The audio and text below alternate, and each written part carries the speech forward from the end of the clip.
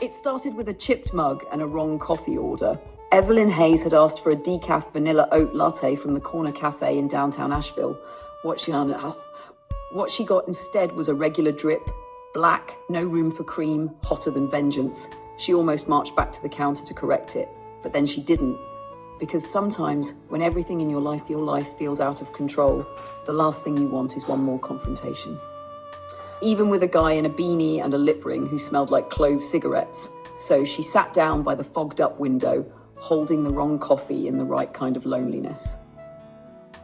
Evelyn was 39, divorced, a speech therapist, the kind of woman who wore cardigans too long and shoes too sensible.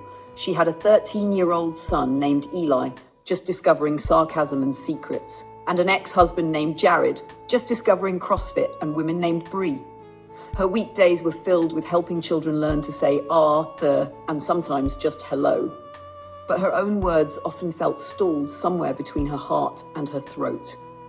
Until that Wednesday morning when a stranger asked if he could sit across from her.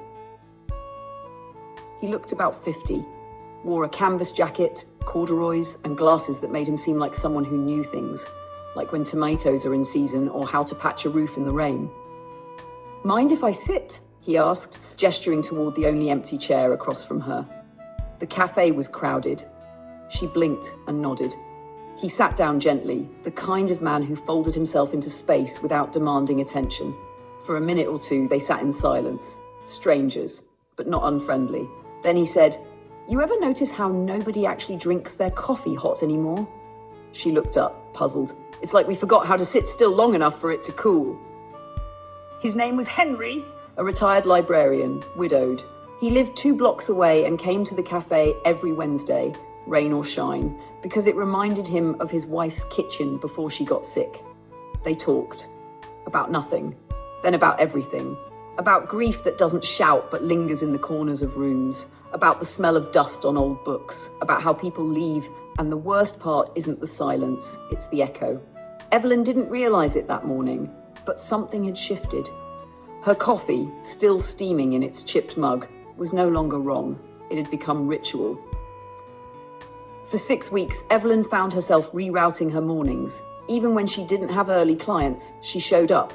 Sometimes Henry was already there. Sometimes he arrived later with a polite nod and a story. She told him about Eli, how he was growing up faster than she was healing. Henry told her about a dog he once had named Murphy, who used to nudge his hand every time he stopped petting it.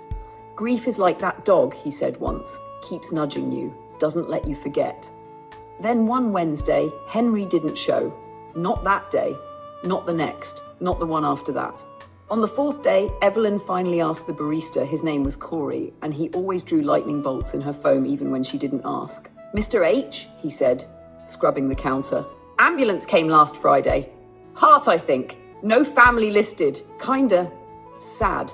The cafe felt colder, like someone had opened a window inside her chest. She didn't cry at the cafe, but she did cry in her car, and again in her bathtub that night, knees pulled up, coffee mug balanced on the ledge, still black, still too hot. She kept coming, sat at the same table, ordered the same drink. Corey started calling it the Evelyn. She didn't correct him. One day, she brought Eli. 13 now, moodier and taller. He looked around, unimpressed. "This is where you hung out with some old guy?" "He wasn't just some old guy," she said. "He listened better than anyone I've ever met." Eli, still mastering empathy, shrugged. "Was he your boyfriend?" "No," she smiled. "Just someone who reminded me I exist." On a grey March morning, Evelyn brought a book to the cafe, a worn first edition of Leaves of Grass. She opened it to the front page and wrote, open quote, "To the man who taught me to let the coffee cool, and the grief too." Close quote. She left it on Henry's side of the table, wrapped in a piece of twine and a note that read, open quote, "For Henry. May someone else find what I did." Close quote. Corey didn't touch it. No one did. It stayed there, like a gravestone no one asked for. Years later, a young couple sat at that table on a rainy morning. The woman opened the book and turned the page.